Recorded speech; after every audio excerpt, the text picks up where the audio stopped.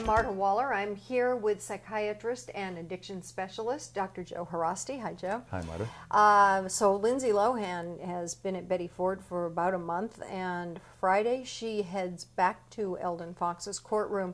And from what we're hearing, this may not be pretty. Yes. I think her defense team is bracing itself for what may be not much of a surprise for them. That is that Lindsay will probably get some jail time this time.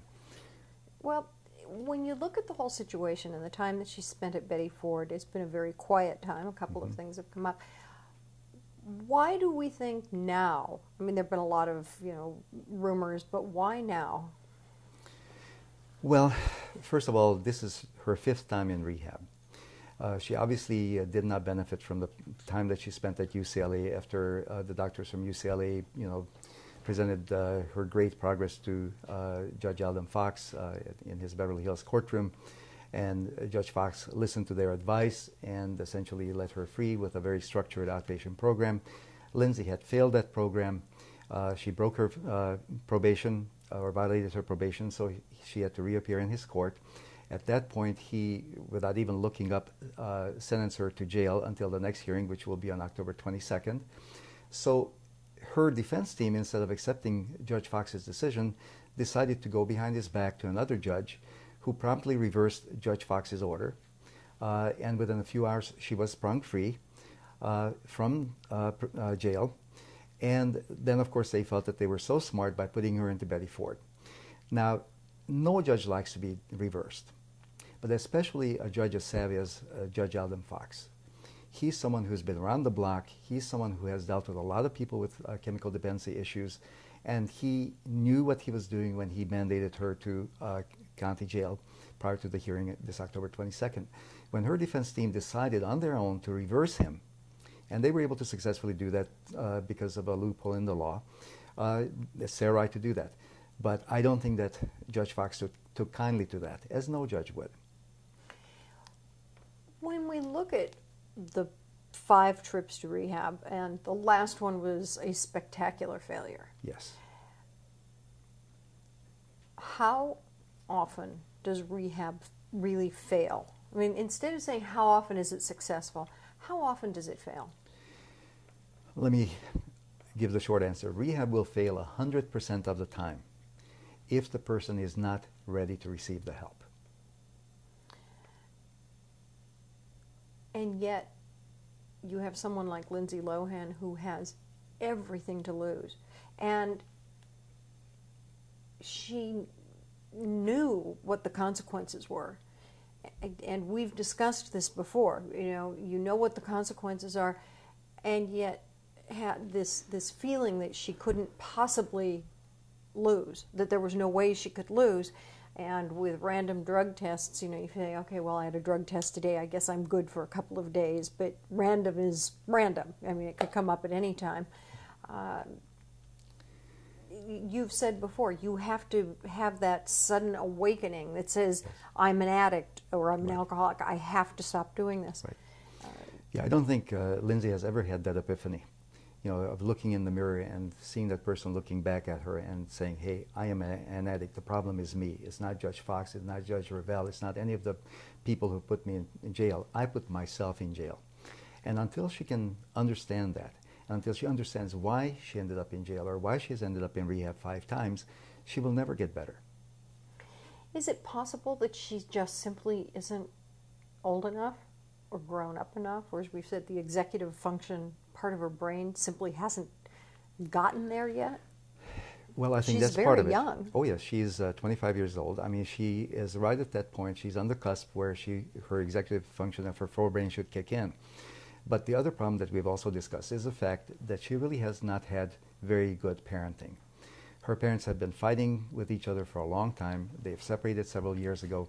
Her decline, her steady decline, has occurred around the time when her parents separated and finally filed for divorce and were divorced. And there was such a heated battle and such a toxic relationship between the parents that neither one had time for Lindsay and how it affected not just Lindsay but the other children as they were all going through divorce. If, in fact, Judge Fox sentences her to as much as 6 months in jail. What could she possibly, what would be the best outcome for her? She's had 30 days at Betty Ford. She had a couple of weeks at UCLA. She had time in, a couple of weeks in Linwood. What would be her best use of time if she winds up in jail for 6 months? I think her best use of time would be to realize and to do a lot of soul searching first. Do some soul searching as to why did I end up this way? Why did all the things happen to me that happened to me? Why did I fail rehab so many times? Why did I end up this way? She should really do some soul searching and come to the conclusion and the realization that I have to take responsibility for my own life. My friends can't do it for me.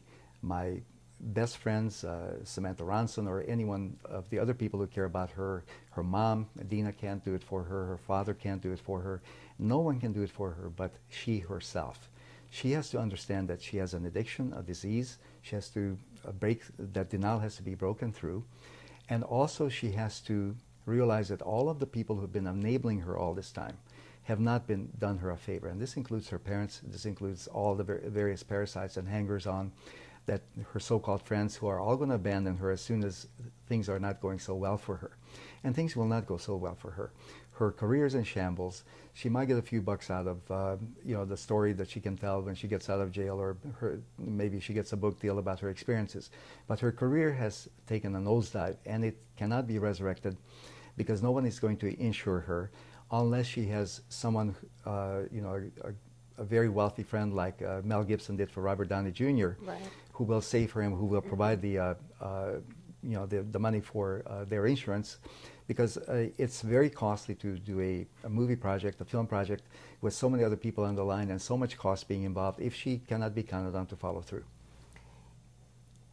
It makes you wonder, with someone so very young, to just sort of flame out before they're even 25, if she can get the help she needs in jail, and if in fact Judge Fox might order some kind of therapy while she's in jail. Right. I hope Judge Fox does that. And actually therapy can be provided in jail. Jail can be used as a place to rehabilitate oneself if one is motivated. The other thing is that she has to take a look at all of the people in her life and maybe come to the conclusion that perhaps her mother is not the best choice for a manager. That the only way that she can separate and individuate from her mother and from her parents to become a young adult and to be totally on her own and to be self-sufficient is if she breaks those ties that bind. And we have seen that despite their best effort, I know her mother is well-meaning, but for whatever reason it has not worked so far. And have her mother be her mother. Exactly. And have someone else be her manager. Exactly. Well, with Friday approaching, we'll see what happens when she goes into the courthouse, and certainly there will be something to discuss after that happens. So until then, I'm Marta Waller. And I'm Dr. Joe Haraszti. Thank you so much for joining us. We'll see you next time.